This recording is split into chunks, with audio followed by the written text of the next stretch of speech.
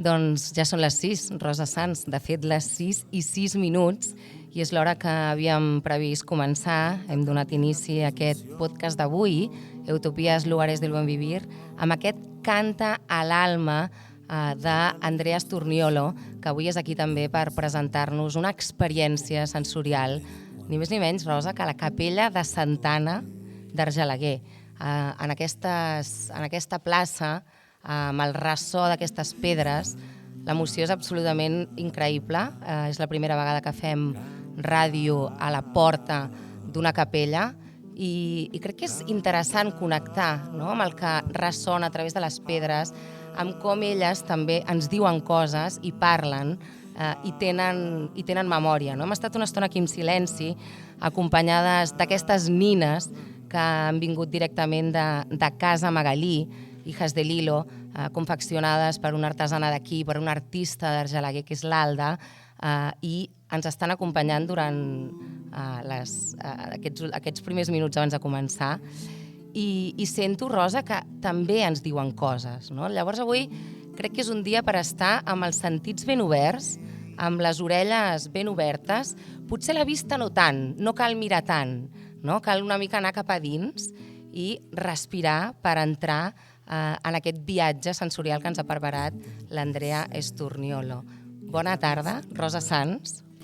Bona tarda, Marta Molina. Un plaer, un agraïment immens sempre que ens portes amb la Núria Aguilar a fer aquesta ràdio en viu itinerant.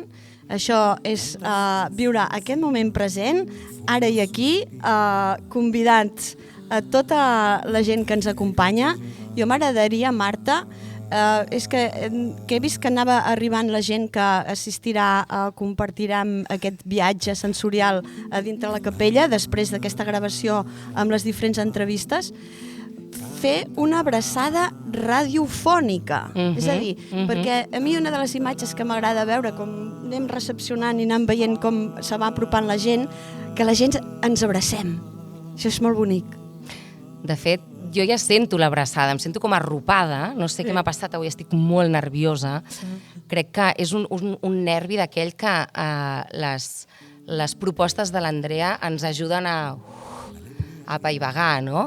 Llavors jo et demanaria, Rosa, que féssim un d'aquells sospiros, saps?, que ens ajuden a aterrar aquí. I fem el que sempre fem a Utopies quan comencem, que és encendre un foc. Rosa Sans, sisplau, fes els honors. Perquè aquesta unió del foc i l'aigua, no? Nosaltres venim del mar i quan encenem un foc és perquè d'entrada ha de passar alguna cosa interessant, sí?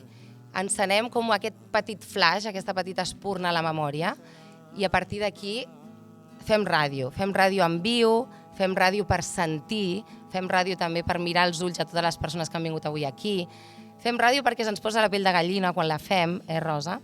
I a més avui és un dia molt especial perquè Utopies ha arribat amb aquest vaixell al poble on es quedarà a viure de moment una estoneta, ja veurem què passa.